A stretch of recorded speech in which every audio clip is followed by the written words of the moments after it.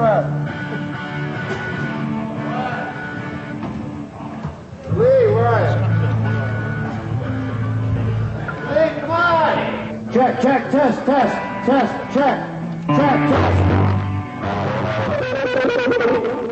Kill your mother and father.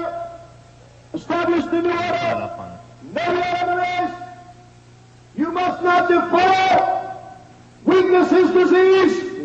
Survival is superiority. Never enemies. How's that?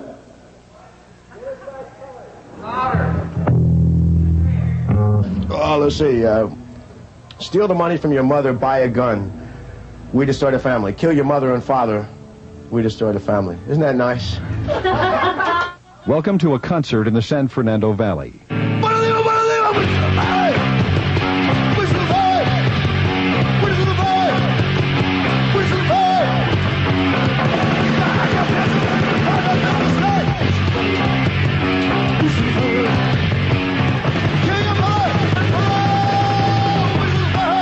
If all this seems a little bizarre and frightening to you, you're not alone. These are mostly middle-class suburban kids out having a good time on a Thursday night in Reseda. They're punks, and the subculture they've embraced is causing problems that go beyond the usual generation gap. The kids are mostly male, usually very young. Some are in their early teens. A lot of parents think these kids are just plain out of control. For those parents and their kids, this is not just another foolish teenage fad. It's a daily crisis. This is a story about parents and punks and some families in trouble. They're filming your ugly mugs here tonight. So if you don't want your to be shown on television, get the out.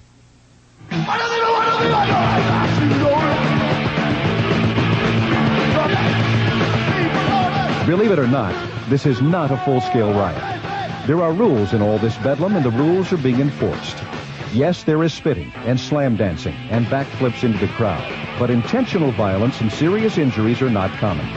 The kids say it's just controlled aggression, and maybe it is, but it's guaranteed to scare any parent who sees it.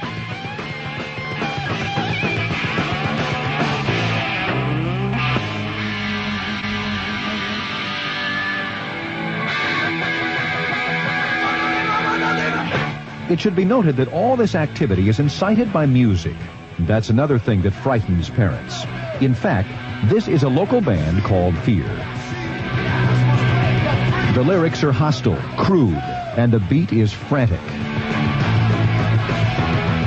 Tickets to this concert cost $8.50.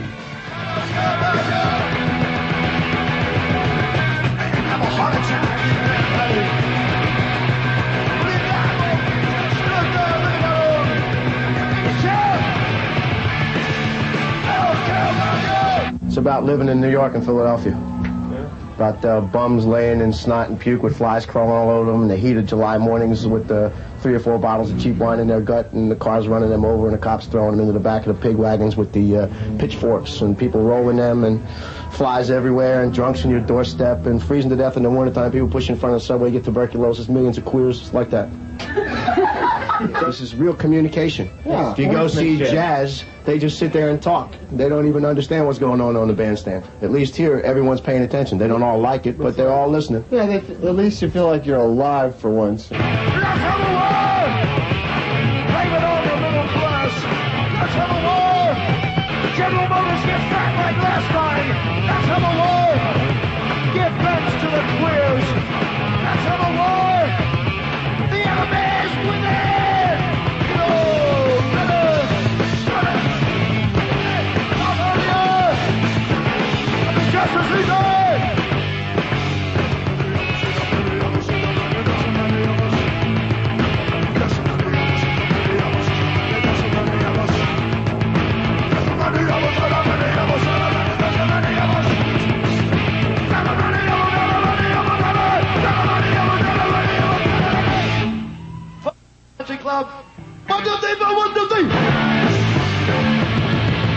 You get the feeling that Fear is putting us on.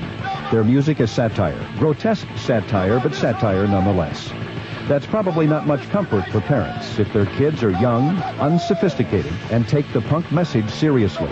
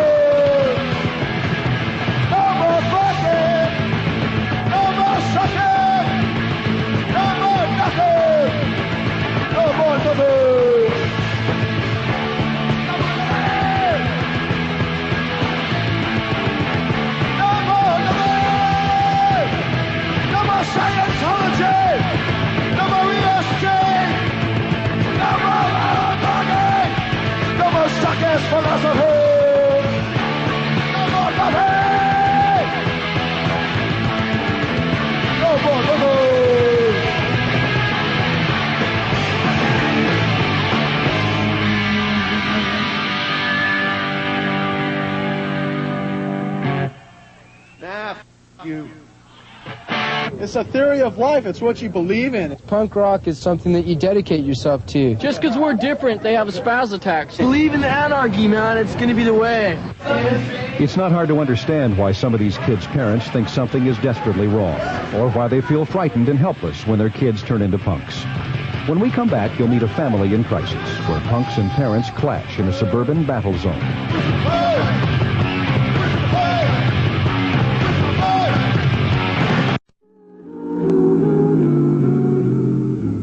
Punk started in England, but it was several years before it made its way into America's suburbs. For American teens and preteens, it was a new discovery. What was once an expression of working-class rage is now prepackaged individuality for teens with a yen for rebellion.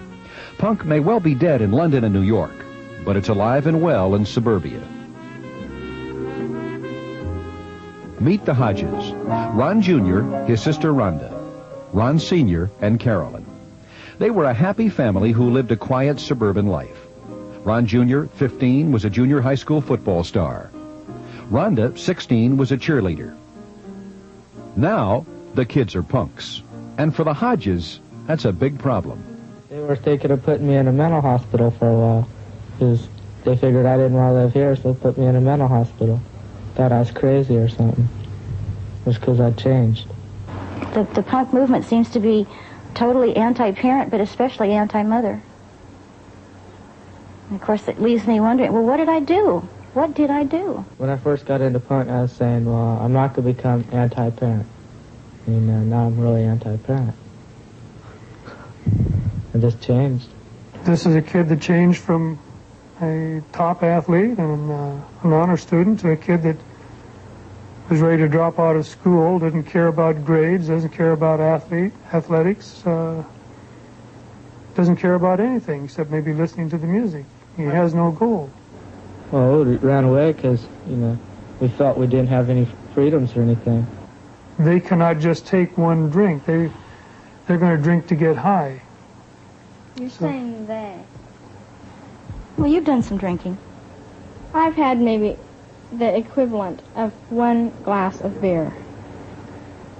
Well, you drank a half a bottle of wine before you drove my Cadillac. When was that? At the football game. Oh, well, did Tina tell you that she did too? No. See, she did too. Tina didn't tell me anything. I read it in your own handwriting. Oh, well, she did too. Now you know that. And her mother's going to. We knew something was wrong. We didn't know what. And we had to use every method at our disposal to find out what was going on, because it was coming to the position where there was going to be physical violence. They went through all my stuff to find out if I really did lie. And they found out by reading my diaries. So my advice to everyone else would be don't keep writing. We did go through her diary. I was only able to read a couple pages before I just felt sick to feel that this is what she has done to me. This is what she's done with my trust. To feel that she could do that to me. It's like they show us one side. They put on an act for us when they want something. But we found out that they're not like that. And that really does hurt. We found a letter from one of Ronnie's girlfriends that really set us off. We had the girl's father come over and he read the letter, and the things that they were saying about what they wanted to do, getting drunk, swallowing pink hearts and getting high, it was an eye-opener. It finally led us to a clue as to what was going on and why we weren't getting through to them. They're too overprotective. And they say, how we broke their trust. We never had their trust. They never trusted us at all. So, we'd just lie anyway. What can it hurt? They're not trusting us anyway. He's been at enough counseling to where somebody's told him that my fixation for him playing football is I'm trying to live my life through him and be the football player through him that I never was, et cetera, which is a lot of BS. Basically, I don't need to go watch him play football. I can go watch anybody play football. There's such a thing as diminished love. And believe me, we're experiencing it. When you've had so much hate come towards you for such a long time, love diminishes. Because Armageddon's here at last. We'll all go up a nuclear blast. Fight war, not war. Fight war, not war. So far, the Hodges haven't found any solutions to their punk problem. Now they're getting professional help. But the kids are still alienated, and the parents are still distraught. They are no longer a happy family. And they aren't alone. There are, of course, no figures on the number of punks in Los Angeles. Some say the movement is growing. Some say it's dying. Some say it isn't a movement at all.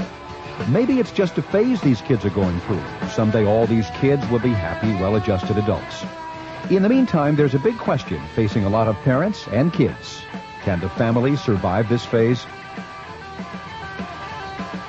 When we come back, you'll meet a therapist who's trying to bridge the gap between punks and parents.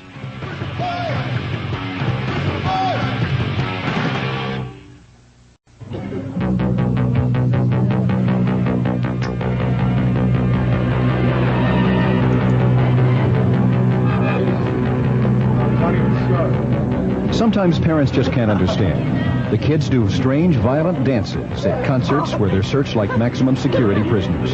They may drink or take drugs. Maybe they run away. Maybe they consider a bald head and a swastika t-shirt the height of fashion. Some desperate parents turn to family counselor Serena Denk. Punks and parents are her specialty. People have this vision of groups of parents getting together and trying to stamp out punk, which is not true.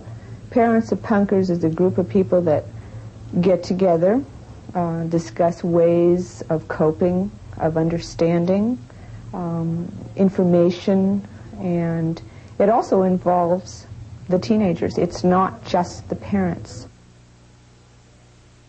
Hey, they don't give you 1 ounce of love. If they would even touch you, you know, he'll let me, if I say, Paul, let me hug you or let me kiss you, he will. He'll let me. He doesn't ever return a hug. I mean, you're just hugging a cardboard. He doesn't ever return a kiss. It's a cheek, you know. But that's it. I mean, nothing. Nothing. It was impossible to talk to him for years. He would either be sleeping or he was out. Or if I tried to talk to him, you can't get through. There's no rational thinking. At the same time, we allow them to explore a lot because that's a very healthy thing for minds to explore, the curiosity. Unfortunately, by the time she had satisfied her curiosity with punk, she became a punk. The church just didn't seem to care about anything and about anyone, and he didn't seem to care about himself. And it just to me seems such a waste. It's made us like zombies towards each other. I mean, we support each other, but we're drained. You know, we just haven't been. We're so busy trying to figure out what we can do that we have no energy left for each other. We're not blaming each other. You know, we at least got enough support from that through the different groups. It still left us so drained that.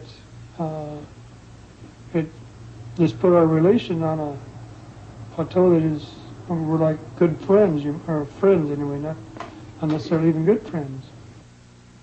I wish more parents would call me who wanted to know, to understand, even if their child is not into it, to just have some idea of what might happen, what to look for, so that they're not shocked when their kid comes home with green or orange hair and asked to go to a gig and they don't even know what a gig is. I think that everybody should learn about it because it is something of the 80s. And maybe it'll pass in the 90s, but we're still in the 80s. like, what we're trying to do is open their eyes saying, hey, the world's changing. Don't be so narrow-minded. That's what punk's all about. I left, and then they didn't want me. They didn't want me back because they said I was too out of hand. Personally, I'd rather die of nuclear fallout than chemical warfare. Why don't they attack that? Mustard gas, you turn into a big blister. It's painful. I'd rather die instantly. She thinks I'm really morbid. Why? Because I look dead a lot and things like that. Because I keep dead flowers in my bedroom and stuff. So she thinks you're kind of embracing the concept of death. Yeah.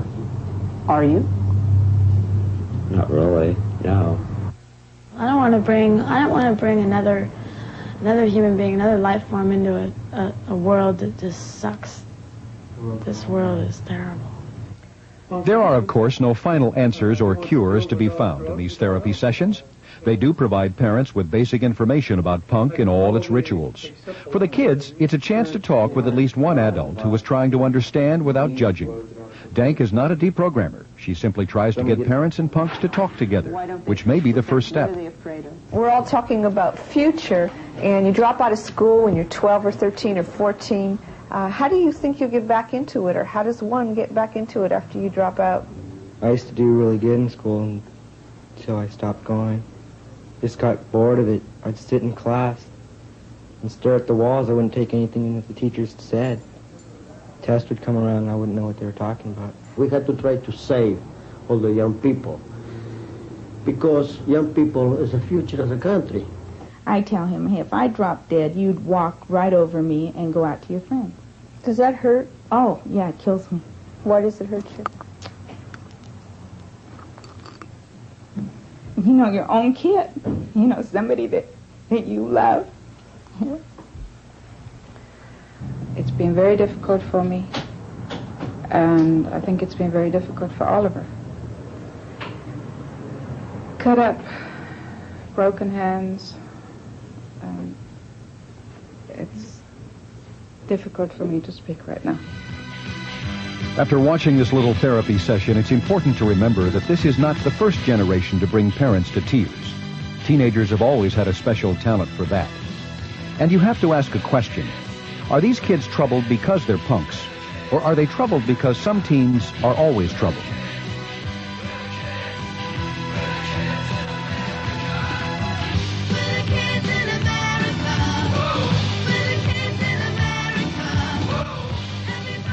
When we come back, the oldest question. What's the matter with kids today?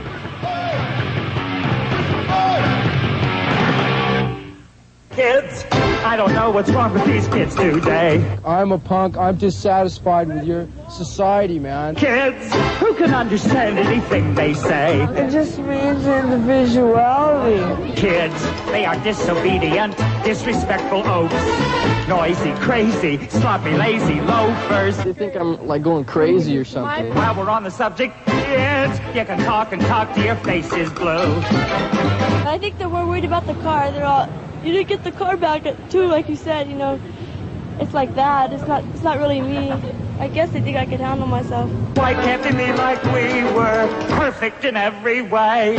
What's the matter with kids today? I've got you. Every generation asks the same question, and the answer is always the same. Parents worried when Bobby Sox teens swooned over Frank Sinatra. They worried when a greasy-haired hillbilly brought rock and roll to the kids. They worried when the Beatles propelled teenage hysteria to new heights. But if we learned anything in all that time, it is this. Kids grow up, and subcultures die. Punk, too, will fade away. I think at this point nothing faces me anymore. I've seen everything. I don't get shocked by anything. I'm concerned continually. I'm very concerned. I think that's another reason why I hang in there, is I want to see these kids survive this so-called phase. I used to fight a lot. I used to just go off and beat the shit out of someone for no reason, just, you know, leave them there half dead. But, you know, I kind of grew up about that, and I see now that's like really dumb. I'm gonna be an artist. I don't know if I'm gonna go to art school or anything. At the moment, I'm a model for hair. I'd like to graduate from high school and then go into law school and pursue a future in that. My name is Todd, and eventually I hope to go into business. I like the way I am right now. It's my style, just the way I am. And nothing's going to change it until I want to. Okay, it's time to go.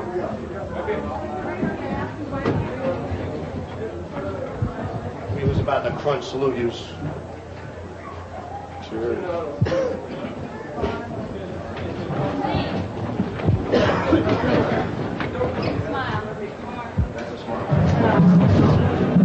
Okay, you got beers coming out. I'll bring up the That mic ain't working. Greetings, friends. What have you mooks been doing since the last time we saw you? The same shit, I bet.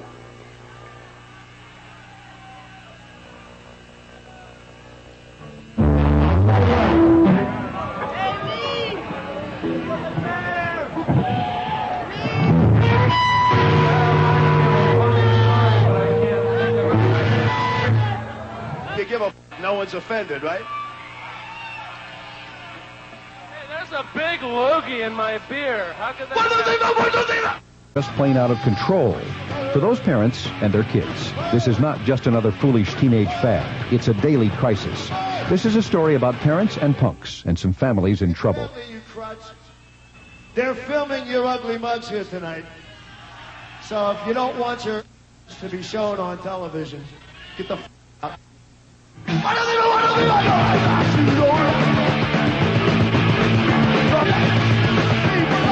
Believe it or not, this is not a full-scale riot. There are rules in all this bedlam, and the rules are being enforced.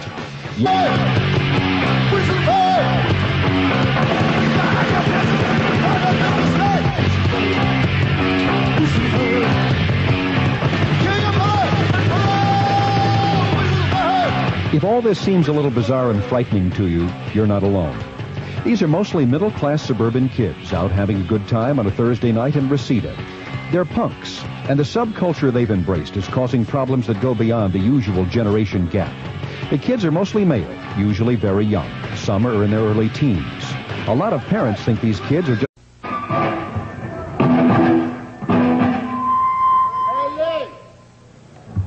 Hey, scrotum breath. Lee, where are you? Lee, come on! Check, test, check, test.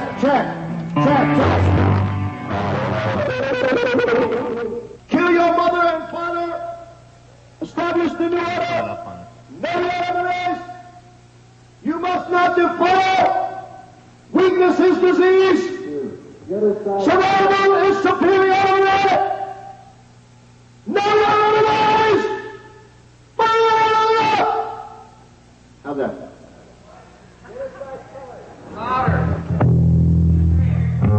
Oh, let's see. Steal the money from your mother, buy a gun. We destroy the family. Kill your mother and father.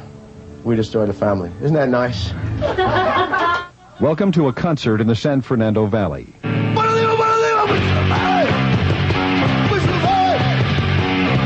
Yes, there is spitting and slam dancing and backflips into the crowd, but intentional violence and serious injuries are not common. The kids say it's just controlled aggression, and maybe it is, but it's guaranteed to scare any parent who sees it.